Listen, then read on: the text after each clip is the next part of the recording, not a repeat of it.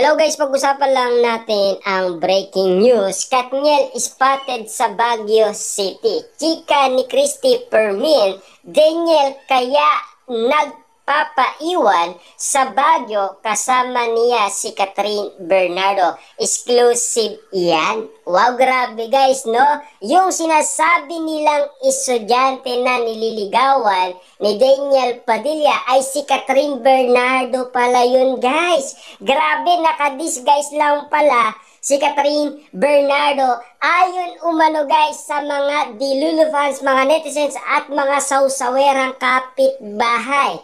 Kaya ang pagkakaalam umano guys ni Christy Permin ay isang estudyante na meron daw nililigawan si Daniel Padilla. Pero spotted pala guys na si Catherine Bernardo. Kaya nga naman guys, nagugulat tayo ngayon sa balita. Kasi sa dami umano guys na napabalitaan na meron nililigawan si Daniel Padilla pero walang natutuloy. Grabe nga naman kasi guys, dahil sumusuko umano guys ang mga babae at nagsasalita sila at ang sinasabi nila ay hindi daw totoo.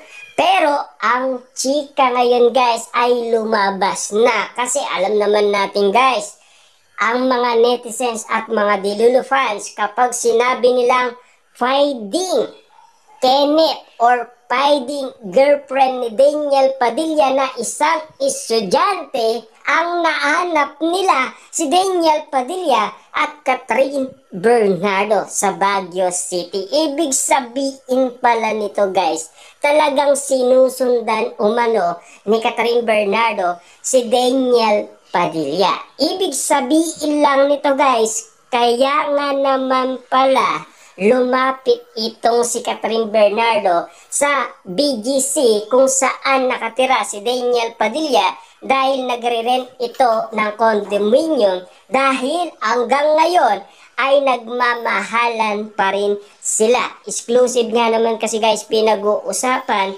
sina Catherine Bernardo at Daniel Padilla. Kaya nga naman guys, nung nakita nila na si Catherine Bernardo pala ang sinasabing chika umano ni Christy Permin na merong daw estudyanteng nililigawan si Daniel Padilla sa Baguio City kaya nagpapaiwan ito sa kanyang mga kasama kasi merong espesyal na gagawin si Daniel Padilla, yun pala ay si Catherine Bernardo. Ibig sabihin, kaya pala guys, alam ni Catherine Bernardo na incognito ang teleserye ni Daniel Padilla ay nandoon pala si Catherine Bernardo.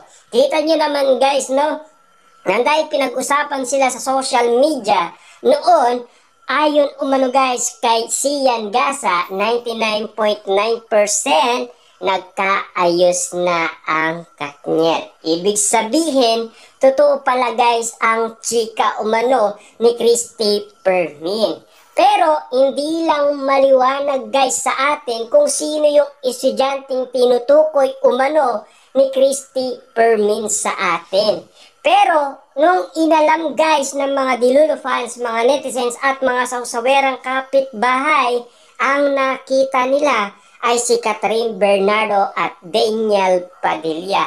Yung pala yun guys, yung babae ay si Catherine Bernardo. Ngayon guys, naiintindihan na natin kung bakit hindi nila sinasabi kung ano ang pangalan kasi wala silang impormasyon kasi si Catherine Bernardo pala yun. Kasi guys, parang malabo kasi guys ang istorya na pinapaliwanag umano ni Christy Permin. Siyempre guys, kulang sa idea ang binibigay nila. Kasi estudyante lang eh. 'Di ba? Na nag-aaral umano sa Baguio City at nagpapaiwan itong si Daniel Padilla dahil meron itong nililigawan. Ayon umano guys sa chika nila. Na ngayon guys, inalam ng mga Dilulu fans dahil hindi sila makatulog kung sino ang tinutukoy nilang pinag-uusapan na meron nililigawan si Daniel Padilla sa Baguio City na isang estudyante daw. Siyempre guys, maliit sa Catherine Bernardo at lalong-lalo na kasama pala ni Daniel Padilla sa Baguio City. Grabe nga naman guys, no? Pagod na si Catherine Bernardo sa trabaho na kuha niya pa guys sumuporta kay Daniel Padilla. At lalong-lalo na guys, ginagawa noon nga ni Daniel Padilla kay Catherine Bernardo. Lalong-lalo na guys, yung sa Hong Kong. 2 days pa lang guys, gusto niya nang umuwi papuntang Pilipinas. Gusto niya na daw mag-book pauwi sa Pilipinas. Ganito guys ang ginawa ng ABS-CBN. Pinapunta nila si Daniel Padilla sa Hong Kong para i-surprise itong si Catherine Bernardo para magbigay lakas sa kanya. Kasi guys, mahirap nga naman kasi ang trabaho ni Catherine Bernardo bilang isang domestic helper na nakatulong umano guys si Daniel Padilla para muli niyang ituloy ang nasabing movie na Hello, Love, Goodbye. Diba? Kita niyo naman guys, talagang suportaan pa rin sila at lalo-lalo na guys, todo suporta ang ginagawa ni Catherine Bernardo. Papaano nga naman kasi guys, 2 beses nag-promote si Catherine Bernardo sa Pilipinas Got Talent ng teleserye ni Daniel Padilla na Incognito. At lalong-lalo na guys, pinag-uusapan ngayon lahat ng mga ibinigay ni Daniel Padilla